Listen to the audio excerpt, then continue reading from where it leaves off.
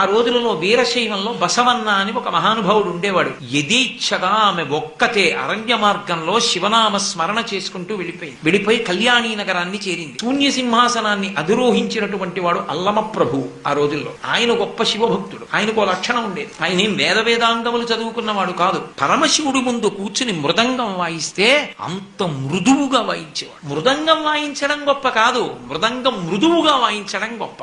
ఆయన మృదంగం వాయిస్తేట శివాలయంలోకి వచ్చినటువంటి పసిపిల్లల దగ్గర నుంచి తల్లుల ఒడిలో ఏడుస్తున్న పిల్లలు కూడా అలాగే ఉండిపోయేవారు. అలా మృదంగాన్ని వాయించి తల పైకెత్తకుండా రాచకాంత వలచి వచ్చి నించుంది ఆయన ఒకసారి. ఆయన ఆమె వంక కూడా చూడకుండా తలదించుకుని వెళ్ళిపోయాడు. అంతటి శివభక్తి తత్పరుడు.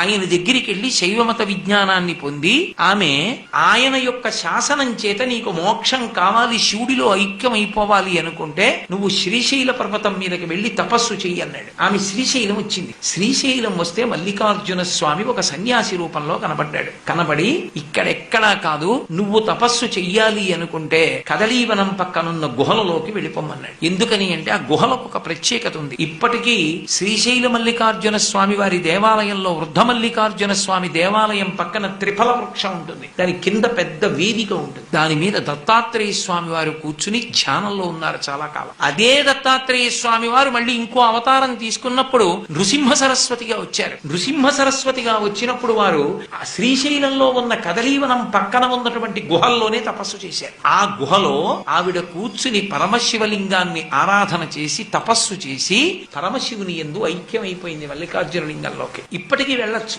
అక్కడికి. కృష్ణానదిలో పాతాళగంగ దగ్గర పడవెక్కితే అక్కడి నుంచి పడవలో తీసుకెడితే దానికి పడవ దిగడానికి వేరే ఏం ఉండదు. బండరాళ్ల మీద దిగి పెద్ద పెద్ద బండల నుంచి పాకుతూ పైకెక్కాలి. అసలు ఇక ప్రకృతి సౌందర్యములకు ఆటపట్టు. అక్కడ తనంత తాను ఏర్పడిన శివలింగం ఉంటుంది. అది మీకు బాగా ఎప్పుడైనా అది చూడాలి అనిపిస్తే తేలిక మార్గం ఏమిటో తెలుసా? అది ఎలా ఉంటుందో చూడాలంటే అద్దం దగ్గరికి వెళ్ళి మీ నోరు బాగా విప్పి చూస్తే ఈ కంఠం లోపల ఆ కొండనాలుకని ఒకటి వేలాడుతుంటుంది. ఎర్రటి మాంసంతో కిందకి వేలాడుతుంటుంది. లోపల డుతున్నటువంటి కొండనాలు కానబడేది ఎలా ఉంటుందో అక్క మహాదేవి గుహలు అని పిలువబడేటటువంటి గుహలోపల ఉన్నటువంటి సహజ శివలింగం అలా ఉంటుంది. మీరు కావాలంటే కనీసం వెళ్ళడం ఏమో నాకు తెలియదు కానీ ఫోటో చూడండి. అంగిట్లో ఉన్నటువంటి కొండనాలుకలా కనపడుతుంది. అక్కడ సహజ శిలాతోరణం ఉంది.